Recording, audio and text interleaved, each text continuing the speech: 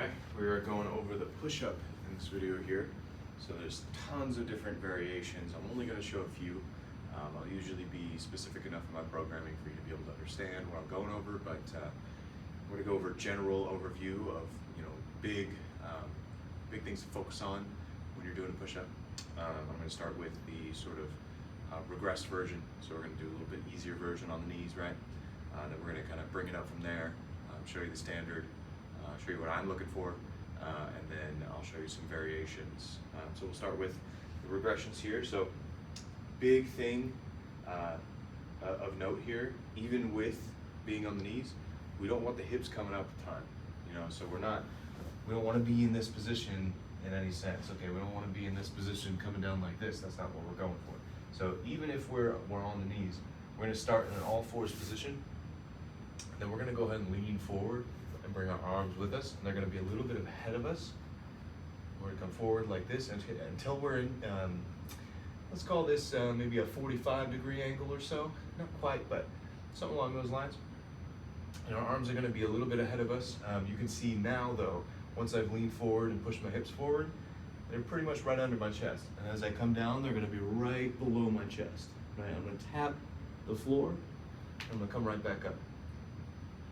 And tap the floor, and right back up. The big mistake a lot of people make is keeping the hips up, and they do a lot of this business right here. Now, by all means, if you got somebody else behind you want them to see, do your thing. But I don't want none of that. So I want my hips forward, and I want to grow my chest. So I'm doing one of these. Now, if we go to the vanilla here, we go to the regular, like so. You're gonna have your I'm gonna face the camera just for a second here. So you don't want to have your hands placed way wide or way tight for the standard. We want them about shoulder width apart, about straight down. I like to go just a little bit out from there, but anywhere like within an inch or two of straight up and down below your chest is good. And then a big focus here is not to have the hands too far out nor too far back. Okay, we want them right about in line with the bottom end of the chest here. Set myself like so. So when I come down and tap the ground, of course, come back up, you can see my thumb is right under the bottom of my chest there, right under the nipple line. You can see the hips aren't coming up like this. I'm not doing anything like that. Now, when it gets really difficult, one thing you don't want to do, that most people do when they failing on their push-ups, is to extend to the back a ton, trying to get yourself up. If you can't get yourself up with a neutral spine, it's over. You're done. So, if we come down like this, and we're super hard, and we start doing some of this business, what is this, a yoga pose? No. None of that. Okay, neutral spine, and if you get, say, to this point and you start doing this, the set is over.